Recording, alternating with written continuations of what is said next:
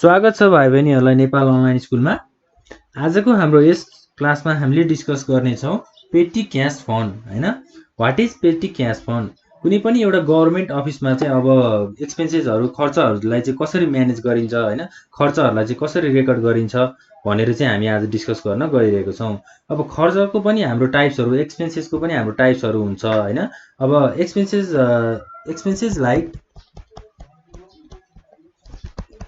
expenses like tea, taxi fare, त्यसपछि हाम्रो purchase of pencil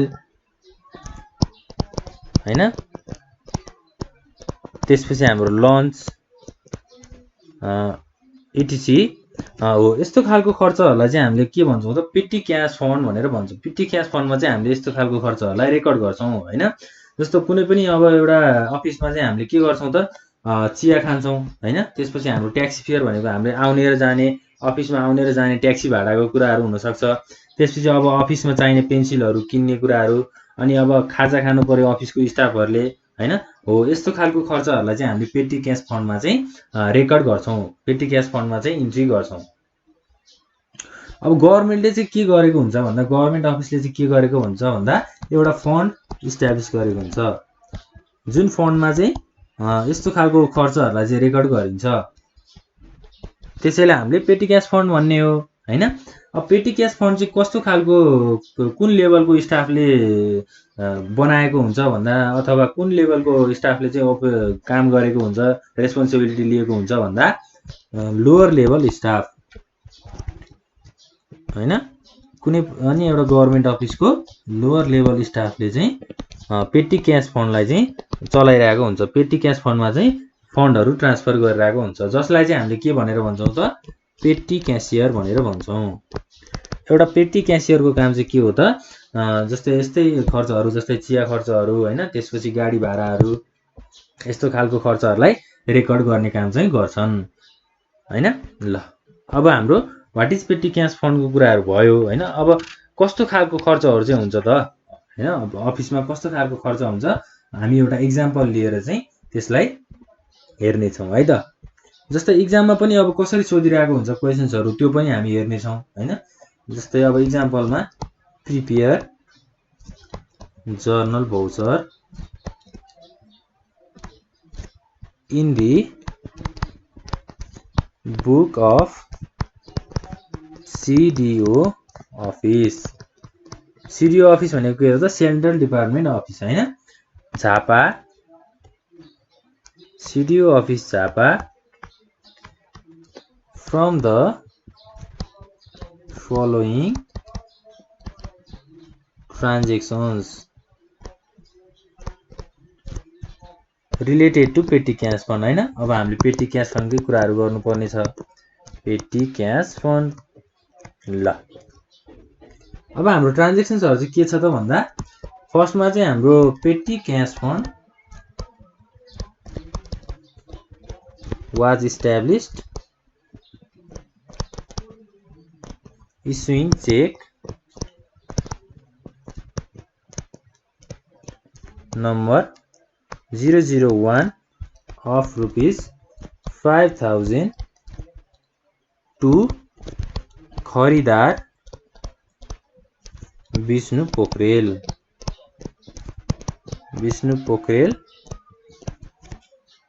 on 2074 12/1 हैन। एउटा खरिदार भनेको चाहिँ के हो त, गभर्नमेन्ट अफिसको सबभन्दा लो लेभल स्टाफलाई चाहिँ हामीले के भन्छौँ त, खरिदार भनेर भन्छौँ। खरिदार विष्णु पोखरेललाई चाहिँ के गरिएको रहेछ त, चेक इस्यु गरिएको रहेछ। कतिको त 5000 को, जुन चाहिँ हाम्रो पेटी क्यास फन्डमा युज हुने पैसा हो। ल अर्को ट्रान्जेक्सन हाम्रो के छ त भन्दा, following expenditure were paid through petty cash fund and that amount is reimbursed issuing check number 002 on 2074-12-10। ल अब यो ट्रान्जेक्सनमा चाहिँ हाम्रो के भनेको छ त भन्दा माथिको पेटी क्यास फन्डको रुपिस 5000 चाहिँ अब के भएको छ त पेड भएको छ हैन, पे गरिएको छ। त्यसपछि हाम्रो सी मा के छ त fax charges rupees 200, telephone charges rupees 100, repair furniture rupees 300 of above transaction of above fund हैन। माथिको ट्रान्जेक्सनमा चाहिँ हाम्रो के भनेको छ त following expenditure were paid through petty cash fund and that amount is reimburse issuing cheque. भनेपछि हाम्रो के खर्च भएको रहेछ त फ्याक्स चार्जेस 200 भएको रहेछ, टेलिफोन चार्जमा चाहिँ हाम्रो 100 रुपैयाँ खर्च भएको रहेछ हैन। त्यसपछि हाम्रो फर्निचर रिपेयर गर्दा चाहिँ 300 रुपैयाँ खर्च भएको रहेछ। बी र सी चाहिँ हाम्रो रिलेटेड क्वेसन हैन, एउटै क्वेसन हो हैन। अब फ्याक्स चार्जेस भनेर चाहिँ 200 रुपैयाँ भन्यो, टेलिफोन चार्जेस भनेर 100 रुपैयाँ भन्यो। यसै गरी चाहिँ हाम्रो खर्चहरु चाहिँ भएको छ। त्यसपछि हाम्रो अर्को के छ त जस्तै यसलाई चाहिँ हामीले एउटै क्वेसन भइसकेपछि सी लेखिरहनु परेन। सी मा चाहिँ हाम्रो ब्यालेन्स अमाउन्ट अफ पेटी cash fund rupees 3000 deposited into bank and petty cash fund were closed on 2074-12-30। ल यो चाहिँ हाम्रो ट्रान्जेक्सन्सहरु छ हैन। पेटी क्याश फन्डको हाम्रो ट्रान्जेक्सन्सहरुलाई चाहिँ अब हामीले जर्नल भाउचरमा रेकर्ड गर्नुपर्ने छ। जर्नल भाउचरमा रेकर्ड गर्नको लागि हामीलाई के चाहियो त जर्नल भाउचरको स्पेसिमेन चाहियो हैन। त्यसको लागि हामीले टेबल ड्रा गर्ने भयौं।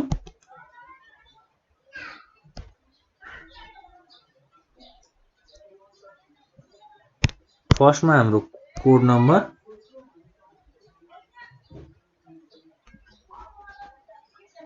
हैन, हामीले पेटी क्याश फन्ड बनाउन लागेपछि हामीले के गर्नुपर्छ त कोड नम्बर भयो। त्यसपछि हाम्रो के चाहियो त डेट चाहियो। त्यसपछि पार्टिकुलर्स,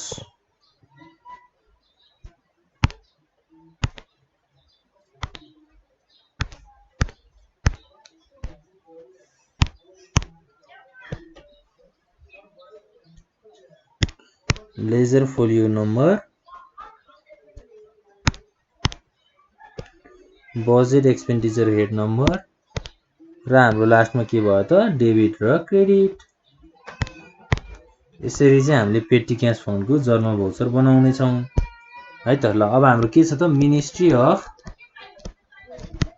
के हो त हाम्रो मिनिस्ट्री अफ अब सीडीओ अफिस भनिसकेपछि हाम्रो केमा आउँछ त ministry of home. CDO office Jhapa. AGF number कति हुने भयो त 10। त्यसपछि हाम्रो जर्नल भाउचर नम्बर कति हुने भयो 1 र हाम्रो डेटमा फर्स्ट ट्रान्जेक्सन चाहिँ हाम्रो कहिले भएको रहेछ त 2074-12-1 2074-12-1।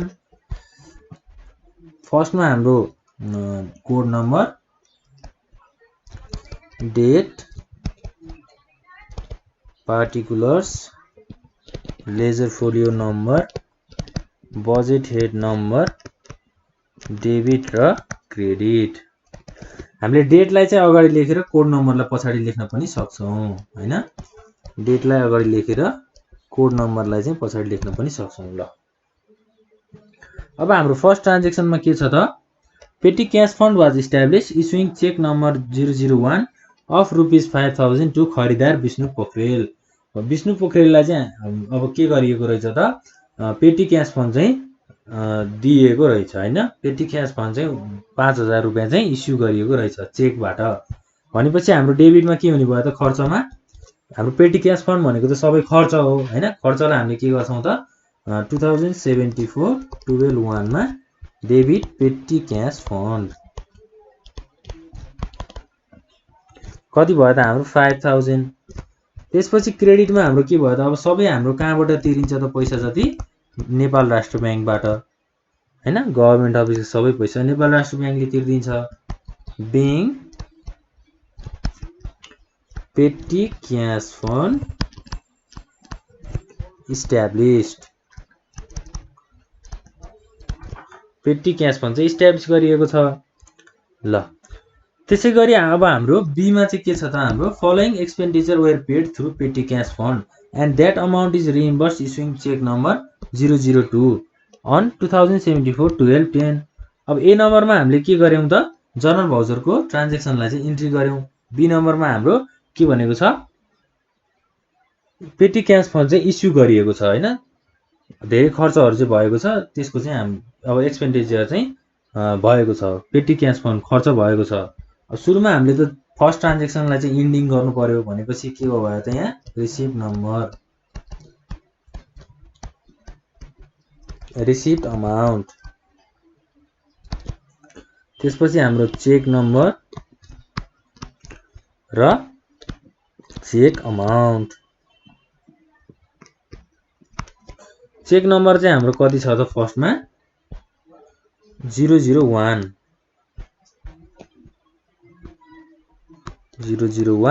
र हाम्रो अमाउन्ट कति भयो त 5000 ओन्ली ल। यसरी हाम्रो फर्स्ट ट्रान्ज्याक्सन इन्डिङ भयो। अब सेकेन्ड ट्रान्ज्याक्सनको पनि हामीले फर्मेट बनाउनु पर्छ। फर्मेट बनाऊ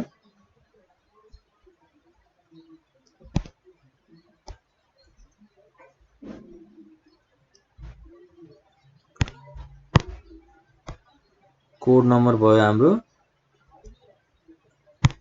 त्यसपछि डेट हुन्छ particulars ledger folio number budget head number र डेबिट क्रेडिट अमाउन्ट।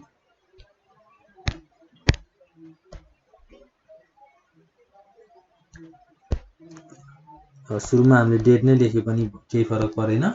त्यसपछि हाम्रो कोड नम्बर भयो particulars ledger folio number budget head number debit amount र क्रेडिट अमाउन्ट ल।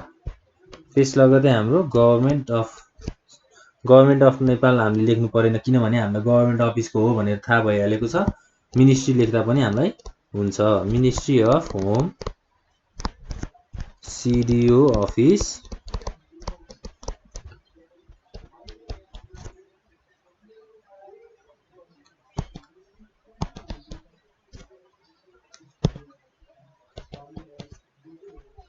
Jhapa AGF number 10 journal voucher number 2 date हाम्रो कति छ त हाम्रो डेट 2074-12-10 2074-12-10। अब हाम्रो फ्याक्स चार्जेस भनेको छ टेलिफोन चार्जेस भनेको छ त्यसपछि हाम्रो फर्निचर चार्जेस भनेको छ हैन त। भनेपछि के हुने भयो त टेलिफोन चार्ज र फ्याक्स चार्ज भनेको हाम्रो कस्तो खालको ट्रान्ज्याक्सन हो त कस्तो खालको एक्टिभिटिज हो त जस्तै कम्युनिकेसन गर्ने एक्टिभिटिज हो नि। भनेपछि हामीले फ्याक्स चार्ज र टेलिफोन चार्जलाई केमा राख्छौं त कम्युनिकेसन चार्जमा चाहिँ राख्छौं।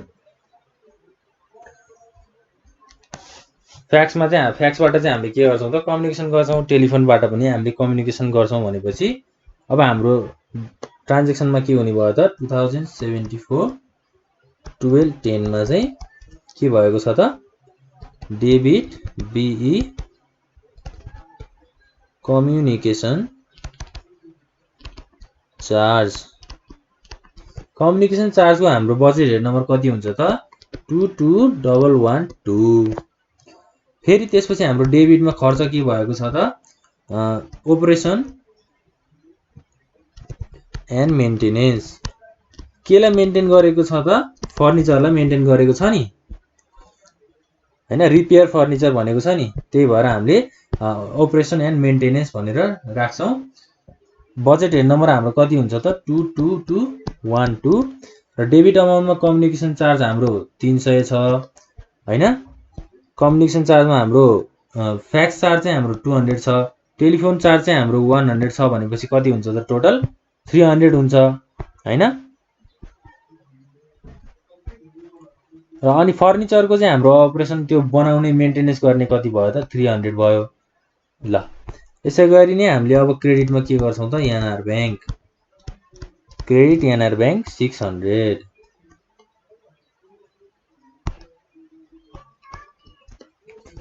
being reimbursed petty cash fund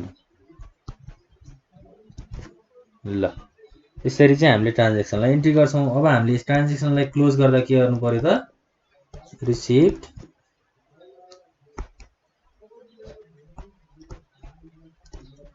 number त्यसपछि हाम्रो रिसिप्ट अमाउन्ट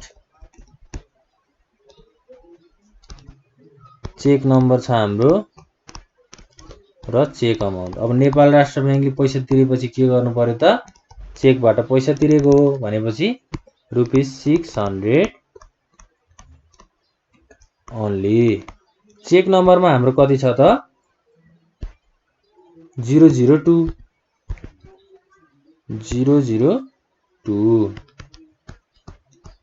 ल यो भयो हाम्रो सेकेन्ड ट्रान्ज्याक्सन पनि हामीले जर्नल भाउचरमा ट्रान्ज्याक्सन एन्ट्री गरेर सकेका छौं अब हामी जान्छौं सीमा हैन सीमा चाहिँ हाम्रो के भनेको छ त भन्दा balance amount of petty cash fund ₹3000 deposited into bank and petty cash fund were closed भनेपछि के भयो त पेटी कैश फन्डमा भएको 3000 लाई चाहिँ बैंकमा डिपोजिट गरेर पेटी कैश फन्डलाई क्लोज गरियो भनेपछि के भयो त अब हामीलाई सुरुमा ल अब हाम्रो हेडिङमा के हुन्छ त ministry of home CDO office Jhapa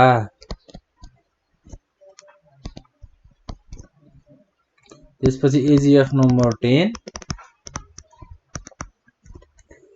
journal voucher number 3 date हाम्रो कति छ त ट्रान्ज्याक्सनमा चाहिँ 2074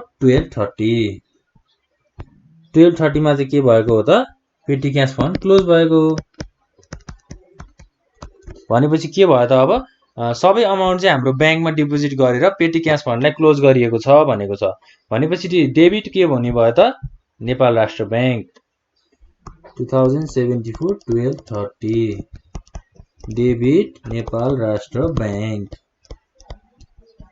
कति अमाउन्ट बैंकमा गएको छ त 3000 हैन क्रेडिट हाम्रो के भयो त अब पेटी क्याश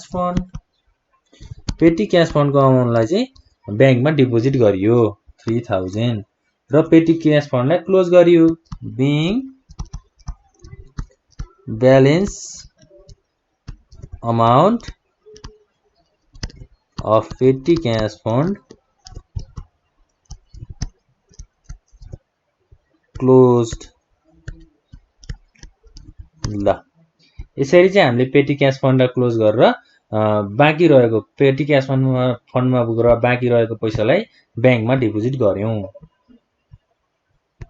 अब हाम्रो कोड नम्बरमा के छ त माथि कोड नम्बर 1 मा हाम्रो ट्रान्ज्याक्सन भयो नम्बर 2 मा हाम्रो सेकेन्ड ट्रान्ज्याक्सन भयो र नम्बर 3 मा हाम्रो थर्ड ट्रान्ज्याक्सन सकियो यसैगरी हामीले कोड नम्बरमा पनि 1 2 3 लेखेर चाहिँ हाम्रो ट्रान्ज्याक्सनको नम्बरहरुलाई डिनोट गर्न सक्छौं ल अब ट्रान्ज्याक्सनलाई हाम्रो क्लोज गर्नको लागि के गर्नु पर्यो त रिसिप्ट नम्बर त्यसपछि अमाउन्ट रिसिप्ट चेक नम्बर र चेक अमाउन्ट अब अमाउन्ट रिसिभ कसले गरेको छ त नेपाल राष्ट्र बैंकले गरेको छ भनेपछि हामीले अमाउन्ट रिसिभमा के गर्नु पर्यो 3000 ओन्ली ल यसै गरी चाहिँ हामीले पेटी क्यास फन्डको ट्रान्जेक्सन्सहरूलाई चाहिँ जर्नल भाउचरमा रेकर्ड गरेर अथवा पेटी क्यास बुकमा रेकर्ड गरेर चाहिँ खर्चको एउटा क्यालकुलेसन अथवा मेजरमेन्ट गर्न सक्छौँ है त। ल हामीले कुरा गरेका छौँ पेटी क्यास फन्डको होइन। अब हामी अर्को क्लासमा चाहिँ हाम्रो जर्नल भाउचरमा रहेका बाँकी केही कुराहरूको चाहिँ बाँकी केही सोलुसन्सहरू लिएर आउनेछौँ। आजको लागि यति नै गरौँ। Thank you.